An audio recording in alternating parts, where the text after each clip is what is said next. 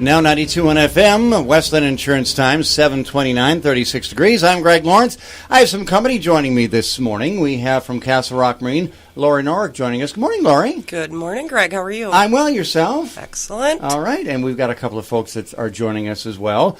We have Dennis Shaw and John Linder, who are part of the United States Coast Guard Auxiliary. Good morning, Denny. How are you? Good, Greg, and thank you for having us today. Good morning, John. Good morning to you. All right, now, Denny, you were explaining the two of you and your roles in the Coast Guard Auxiliary. Give us a little bit of background about that. Well, basically, I am kind of like the forerunner with John on setting up Coast Guard boating safety classes, which we work very closely with the Department of Natural Resources on. Our main objective is to be able to teach children from the age of 12 on up how to be able to be safe in the water, be able to operate boats in a safe manner. And at the completion of our 8-hour course, which is mandatory by the Department of Natural Resources, we give each child a certificate for boating safety. It's kind of like a hunter safety course for boating, basically, making sure the kids understand what they're supposed to do and what they're not supposed to do. And it starts as early as the age of 12, John? That's correct. We'll take students at age 12 on up. And anyone born after January 1, 1989 is required to have this course in order to operate a boat. And in the course itself, we have a number of different chapters that we cover. The first one is basically the parts of a boat. The second chapter is what to do before you get underway, which is very important as well. And then how to navigate the waterways, navigation aids, and all that sort of thing. We also get into safety of the boat, operating the boat safely, and then the legal requirements of boating, and also boating emergencies and what to do if you do have an emergency, and finally, enjoying the water sports that are available to you on the water. And when we get all done, at the end of the 8 hours, we have an exam, and upon completion of the exam and a successful completion of the exam, we are issued a certificate from both the DNR and the Coast Guard Auxiliary. All right, and John, how long does this whole process take? It's an 8-hour class. 8 hours. So it's just one class that's necessary? One day. We start at 8 in the morning, and we're done at approximately 5 to 5:30 in the evening. Okay, what are the most difficult things for people to know that you find is the hardest thing for people to grasp? I think the hardest thing probably would be to knowing the parts of a boat, particularly for the younger students. You know, the pointy end of the boat is the bow and so forth. Okay. And it becomes it's very important for them to know this type of thing, because if they have a problem and they call for help, they know what they're talking about. Okay. So that just learning terminologies is the toughest thing. Yeah, right. Because a lot of the other things are pretty common sense, except of course the local rules. Right. We cover some of those local rules as well, and it's critical that they observe all those rules. All right, now 92 on FM. Westland Insurance Time is 7:32, and Lori Norwick is here from Castle Rock Marine. Ready for the season? We are getting ready. It's the first day of spring. It is. Happy first day of spring, people. I want to highlight something. You talked about kids. Any adult can take this course. So it doesn't matter if you need to meet those, if you meet the requirements and not have a boater safety certificate. It's very important because we have a lot of first-time boaters who are uncomfortable first time on the water. Doesn't matter if you're 12 or if you're 60. You can attend this course and still come out with a lot of valuable information. And this isn't just for like power boats or speed boats. You know, if you have a boat that's got a motor of any kind at the end of it, you should probably take this course. That's correct. And like Lori said, that we encourage a parent or sometimes it's grandparents that come with the grandchildren to the class. And we've had people in the class that have been in their 80s who come out of the class and say, wow, I learned a lot today. You're never too old to learn, right? Right, exactly. Yeah, all right. Now, tell us about Castle Rock Marine. What do you got ready coming up for the season? Well, we are starting up for the season. We are getting our boats unwrapped. They are shrink wrapped and tight for the winter, and now that we have spring, we are opening all that up, so the marina's starting to look like a boating place again instead of a storage place. We have our paddle boats out. That was exciting. We have a lot of new product out there. Our Bennington pontoons are extremely popular. We have a showroom that, very visible to the public. You can see all the layouts and all the different options available. Alumacraft fishing boats. This is going to be fishing season here very shortly. What's opening day, guys, for fishing? May 7th, I believe it is. Yep. So May 7th already, first day of the season. So it is definitely time to get that fishing boat, and we do have those in stock. Okay, you got all kinds of toys for people too, right? We do. We have all kinds of tubes and skis, and going along with boater safety, we do have all the equipment that's necessary to be legal on the water. When we do sell a boat, we are actually very thorough in telling them what they have to be legal on the water as far as life jackets, that kind of thing.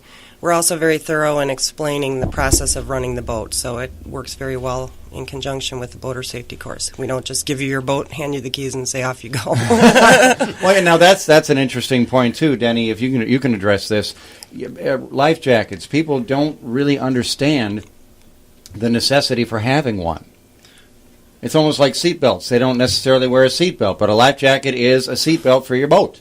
That is exactly correct. And yes, we emphasize and probably overemphasize the fact that everyone, including from young to old, should have life jackets available, if not on, readily accessible. And when we say readily accessible, we're talking about when you go to the store and buy them, they're in plastic bags. Do not, and I emphasize the fact, do not put those life jackets in your boat in plastic, because you have to tear the plastic off the jacket to be able to get to it. That's not making it readily accessible. So you're wasting time by doing that. Take them out of the jackets, put them in your storage areas in your boats, or have them laying up available where you can grab them just in the case somebody falls overboard. And I need to retract on one statement. I believe that opening day of fishing is on May 9th when we're putting on our show at the marina. So there we go. It makes sense. May 9th is opening season, and it's the time for the class. When you talk about the life jackets, in 2014, there were 117 boating accidents in Wisconsin, and 75% of the people that had accidents were not wearing a life jacket.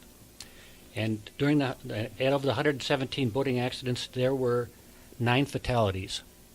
And of the 9 fatalities, only one person was wearing a life jacket. So it really is important. You need to have important. it on. And it doesn't cramp your style. You can have all the water fun, frolicking around you want. The life jacket doesn't get in the way. It's the most important piece of safety equipment that there is on a boat. That's it, yeah. It keeps you Very safe. simple. Yeah, I think that Denny pointed something out last year at our class. We have some used items for sale, and he asked me if I had anything used he could use as a prop. Well, we have a life jacket, and if it does not have a readable tag indicating that it's safe, it is not a valid life jacket. Correct, Denny? that is correct, yes. The information on the life jacket is for your use. It says United States Coast Guard approved. If it does not say that, stay away from it. Or if you can't read it anymore. Right. Absolutely. Thank you. Now, 92.1 FM, Westland Insurance time is 20 till 8. It's 36 degrees. I'm Greg Lawrence, and I'm back with Lori Norwick, owner of Castle Rock Marine, and Denny Shaw and John Linder from the U.S. Coast Guard Auxiliary. There is a boating safety class coming up. Denny, tell us about that. Yes, thank you. We're going to be putting on a boating safety class up here at Castle Rock Marine with Lori. She was very nice to invite us up here to be able to help educate the local people up here. That doesn't necessarily mean that we're just doing it for the local people. We'll do it for anybody in the area who wishes to take part. The one thing that we want to take and stress is that we're limited in capacity. We can only take up to maybe 20 students.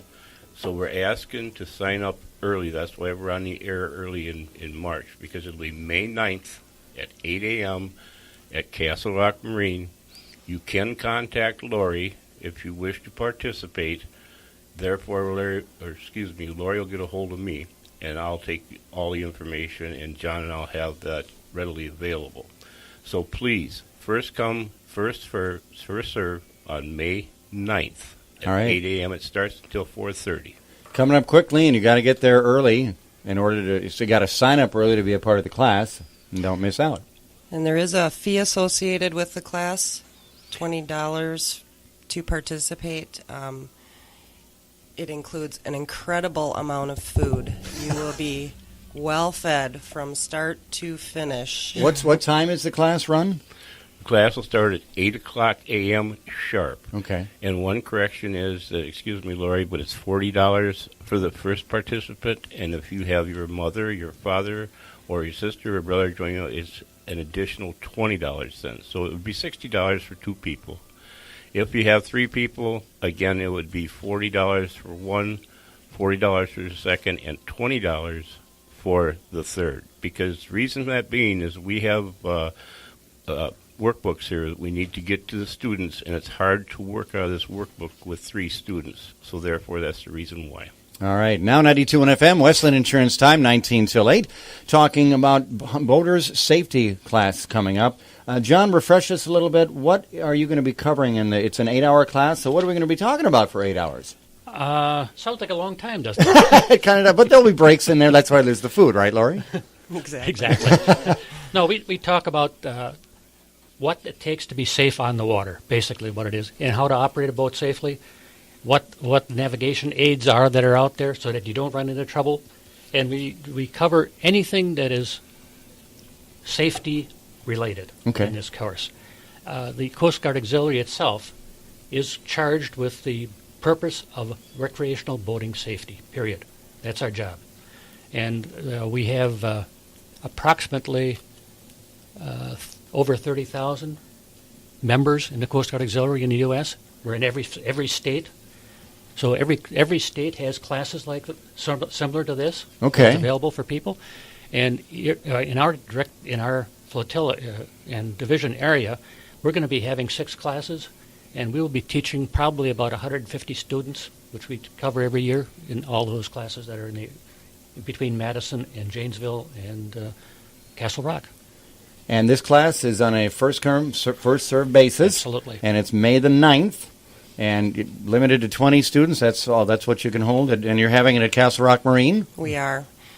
I would also like to highlight that they have a lot of staff that come into the marina. I'm always amazed at the number of people who walk in on that day.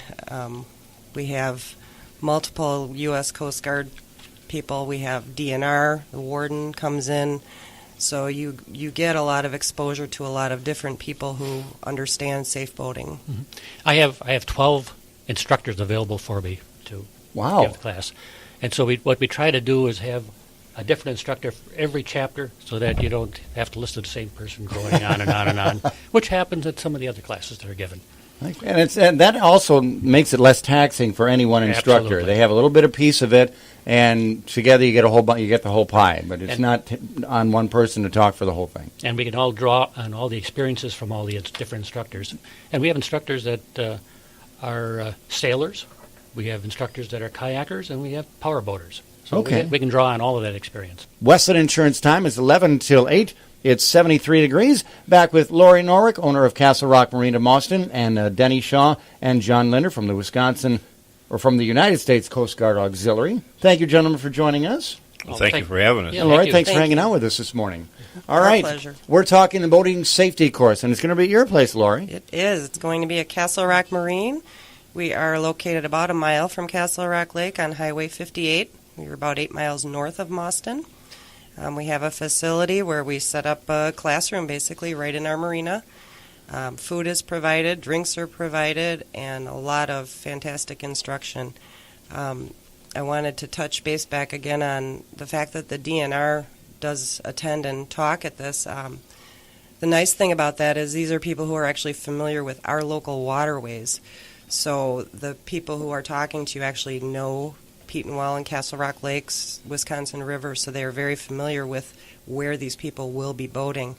So it is a good idea to attend if you are a local boater. Okay, so Denny, it's not just water is water and a lake is a lake. There's different lakes. And they all have different challenges. That is correct. No one lake is the same. There's a lot of different diversity on lakes. I mean, from structure under the water. One of the big things that does happen out there in lakes is rocks. A lot of people do not see the rocks, and they end up tearing up their propellers, their hulls, stuff like that, and they have to come and see Lori to get that taken care of.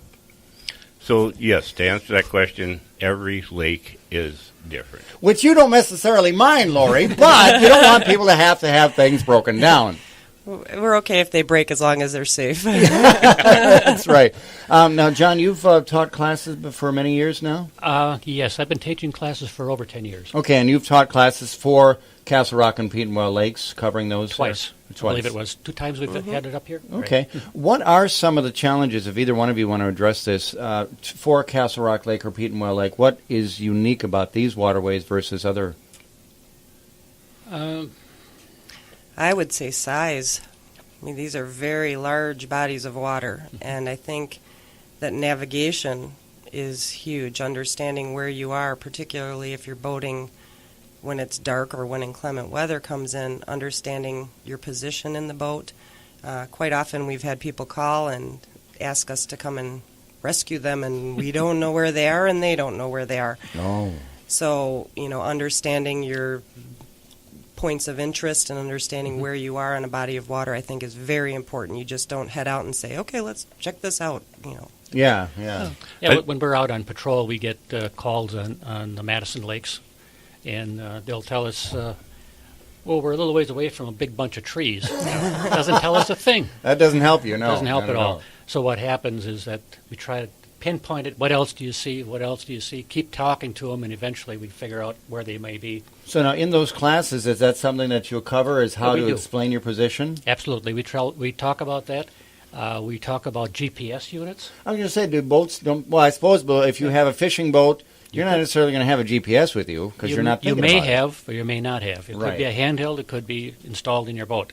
And if you do have one, it tells you exactly where you are. We can find them in a very short time.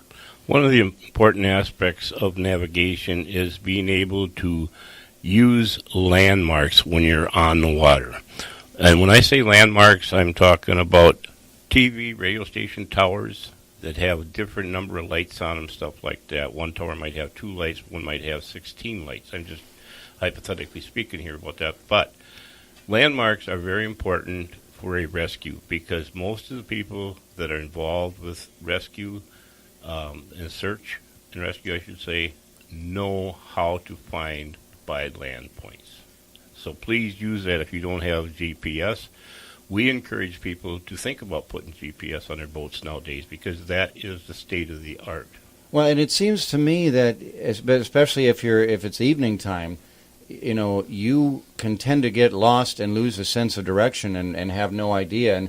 And for many people, there's nothing so helpless a feeling as being in the middle of a lake and you have no idea where you are. You have no idea which direction you're facing. Which, like John said, where are you? I'm on the water. Okay. Okay, that narrows it a little bit, yeah. And Lori's absolutely correct. The Petenwell flowage and the Castle Rock flowage are flowages. They're man-made flowages, and the Wisconsin River is fed into that. Those are huge bodies of water. There's a lot of different channels. There's a lot of different islands. There's a lot of different bays. So it's very easy to get disorientated when you're out there. Now, on these particular waterways, too, the shore comes at you sometimes unaware, sometimes out of nowhere. Isn't that correct, Lori? Absolutely. The shore will come at you, and also there's a variety of depth. Depth is extremely important. At some areas near the Puckhorn State Park, it gets very, very shallow. If you head up north towards Splash, the restaurant Splash, there are channel markers. You have to stay in that channel because if you veer either way, you are in extremely shallow water. So this lake does need some education before you try to navigate it. Well, I know just in swimming at the lake, you've got it's cordoned off where the swimming area is, and it's for a very good reason because you step past that, and chances are you're going off a cliff. I mean, the depth changes that fast. And I suppose for boaters, that's especially crucial to understand. It is. Navigation, again, to stress, is something that everybody should know. It's like going into the wilderness, into a state national park. You walk into the forest, you think you know everything there is because you were a Boy Scout. You get lost. You get turned around real quick. A lot of things can happen, anywhere from getting a broken ankle to, say, low blood sugar because you're a diabetic. Be aware of your situations. Use a lake map when you're out in the lake. At least have one on board. It's very important. That is your map and your highway to get into safety if you need to. Yeah, that's something I never even thought about, is a lake map. And we have them, and they do show depth and contour. So it is something that we carry. They're readily available all over the county. We'd prefer you buy them at Castle Rock Marine. Oh, yeah? That's one of the things that just came to mind. You mentioned it was a map. As soon as you take that map onto a boat, it becomes a chart. Oh, okay. Now it's a chart. Right. You don't have any maps on the boats. They're only charts. They're charts. Oops. So there's one of the things that we teach in the class. That you learn about. All right. It's like taking a rope. You don't have any ropes on a boat. You have lines. They're lines. They're lines. Once you carry that rope onto a boat, it becomes a line. Is this like there's an invisible wall that changes the name of something? Yes, absolutely. It's crazy. That's the way it works. So ropes become lines. Maps become charts. Right. And life jackets are life jackets still? Life jackets are life jackets any way you work. All right, and they are necessary. They're absolutely necessary. One other thing that I'd like to cover is that anybody wants any more information about our boating safety classes, they can look at our website, which is a0954501.wow.uscgaux.info. Okay. But they can also just Google that and find that as well. Or they can call Castle Rock Marine. There you go. You got that for them. Absolutely. She has all the information. Absolutely. So you're a lot more to Castle Rock Marine than just boats. Yes, we are. I'd also mention that we became a DNR agent a few years ago, which gives us the ability to do boat renewals. So if you have a sticker that's renewing, boats renew on March 31st. We can actually renew that for you, print the sticker, you're on the water, you're legal immediately. We can also do ATVs, we can do UTVs and snowmobiles. So, we do offer that service as well. And we do train our staff to understand boater safety. We have all the pamphlets available for you to understand what you need to be legal, who can drive a boat, those types of things.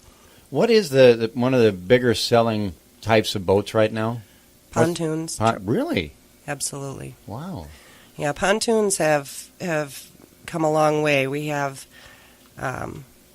what are called tritoons, which are triple tube boats that you can put a 350 horse motor on. So you now have a floating deck that can go 50 plus miles an hour on the water. You can ski behind it, tube behind it.